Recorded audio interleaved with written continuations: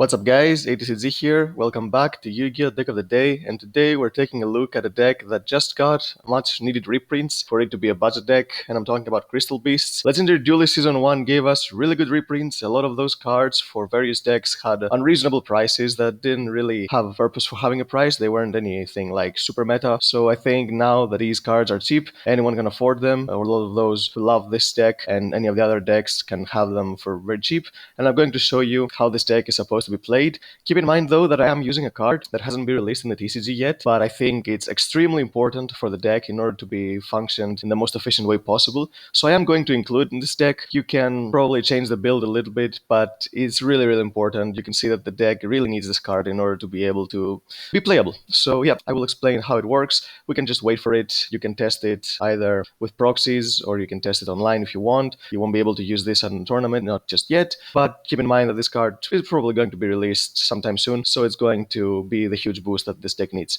So before we begin, if you enjoy this video, give it a thumbs up, subscribe to the channel if you want to see more amazing content, and now let's get to the deck profile. So first off, we have the most important Crystal Beast, of course, Sapphire Pegasus. This is basically your bread and butter. You put a Crystal Beast from your deck in your spell and trap zone, and when combining it with a new card that I'm going to show you that's not released yet, like I said, it's going to make this deck very good, because it basically turns your Sapphire Pegasus into a one card rank 4, which is how this deck wants to function. And the rest of the Crystal Beasts, of course, are one Ruby Carbuncle, one Topaz Tiger, and one Emerald Turtle. These three are basically here. The two are because of their attributes, and Ruby because she's Ruby. When you special summon her from your spell and trap zone, you pendulum summon all your Crystal Beasts from your spell and trap zone. Topaz Tiger is an earth, and Emerald Turtle is a water, and Sapphire Pegasus is a wind. So these three attributes are very important because I'm incorporating the Charmers in the extra deck in order to be able to make various plays depending on what type of monsters my opponent has in the graveyard. And of course, you know all the Crystal Beasts, when they get destroyed from the field, you put them in your spell and trap zone instead of going into the grave. And now the card that makes this deck really good is Rainbow Dragon, the Zenith Crystal Beast. Unfortunately, we don't have this card yet, but it's a really good card. It basically turns your Sapphire Pegasus into a rank 4 toolbox that gives you access to also Rainbow Dragon or Rainbow Dark Dragon. It basically says you can add one Ultimate Crystal Monster, which, yeah, these are the two Ultimate Crystal Monsters.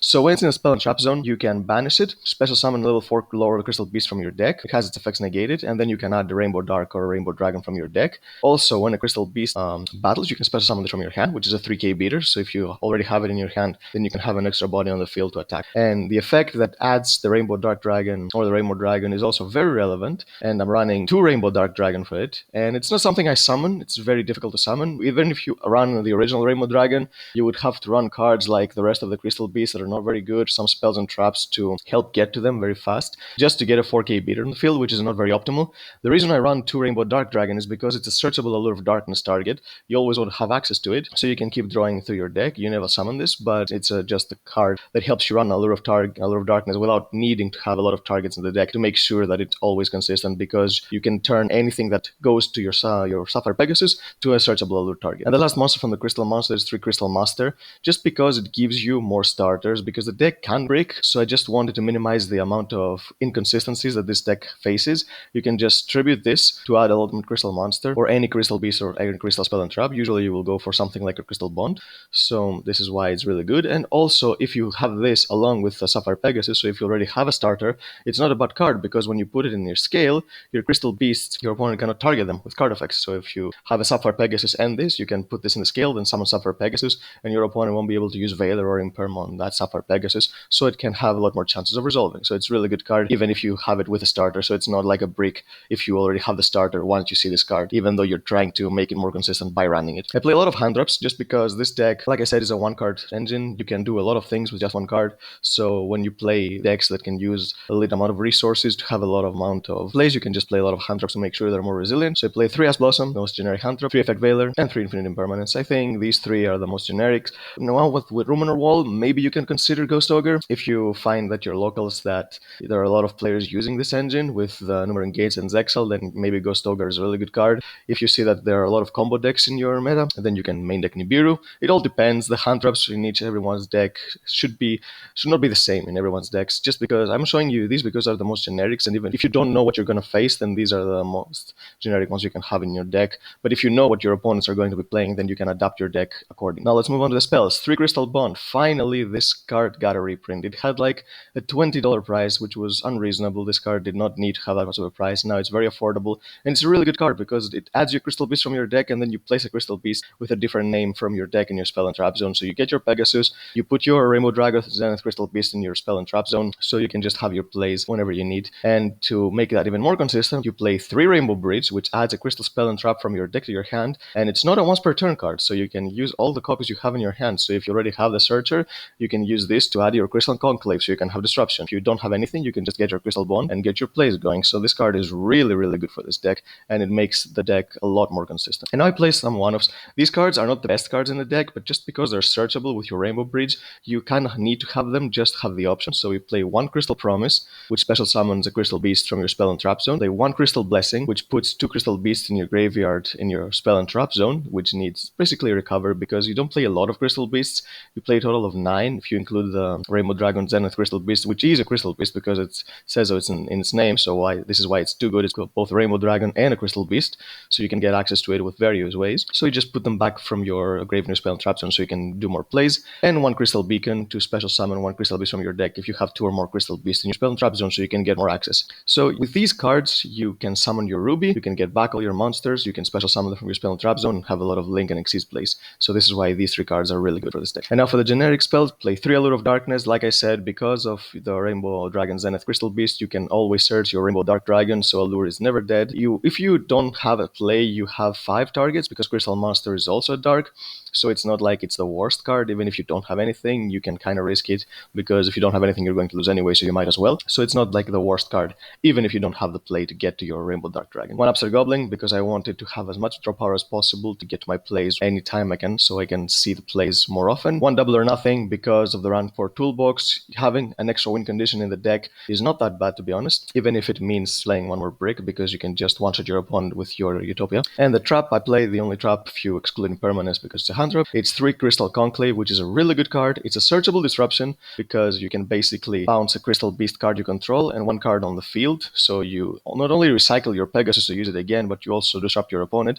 You have to send this card to the graveyard to do this, though. It would have been better if it was just a once per turn effect, so you can keep this card on the field. But if you want to keep it on the field and you don't have to use a disruption effect, it floats your Crystal Beast. When they're destroyed by battle or card effect, you can special summon a Crystal Beast from your deck. And it's a good thing because some of the old Crystal spells and traps specifically mention that when your Crystal Beast monster is destroyed and sent to the graveyard, which was not very optimal because you want to keep them in your spell and trap zone, and this does not have this issue. So even if your opponent destroys them and you put them in the spell and trap zone, you will still get the float effect. So it's a really, really good card. And like I said, it's searchable with Rainbow Bridge. So if you already have a play in your hand, if you already have the Crystal Bond, if you already have the Sapphire Pegasus, you can use your spare copies of your Rainbow Bridge to get this card so you can have more disruption on the field on top of having a rank 4 monster. Now let's go to the extra deck, the Utopia packets. 1 Utopia Double, 1 Utopia, and 1 Utopia the Lightning.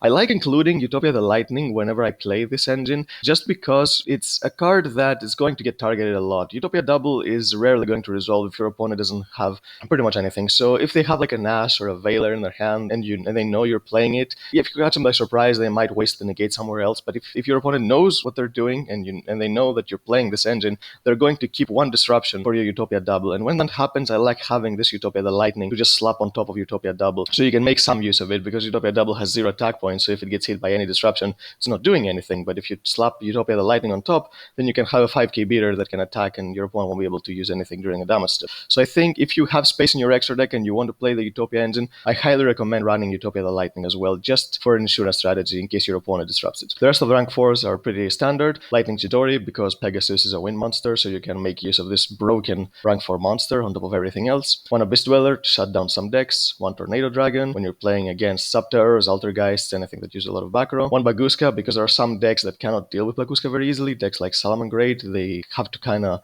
make weird plays in order to deal with this. They have to summon a lot of monsters without being able to use their effects to go into a Heatley in order to deal with it, and by that time they've used pretty much everything just to get rid of this 1 monster, and you've already used just one card to get to it, so you basically have another play ready for the next turn. And the Link monsters are also very interesting because I decided to use the different attributes that the Crystal Beasts offer in order to be able to go in for more plays. So I play 3 Charmers. First is Area the Water Charmer. So you get to this by using your Emerald Turtle. One Ausa the Earth Charmer, you use this with your Topaz Tiger, and one Wind the Wind Charmer, you use this with your Sapphire Pegasus. So no matter what your opponent has on the field or they have in the graveyard, if you just destroy it and you know that they have an appropriate attribute, you can just summon the appropriate Crystal Beast from your deck and then steal a monster from your opponent's graveyard and then go into more link plays. Unfortunately, there is not a Fire Crystal Beast, so it's not like you can use your Hita, but these three are basically a lot of generic, and the Fire attribute is not as popular as it used to. And the rest of the monsters play one Nightmare Phoenix, pop some Backrow, Nightmare Unicorn to link climb, one Apollousa because you can spam a lot of monsters sometimes depending on your hand, and this is basically all because of Ruby. One Borosword, same thing, because you can go into Borosword going second, try to OTK,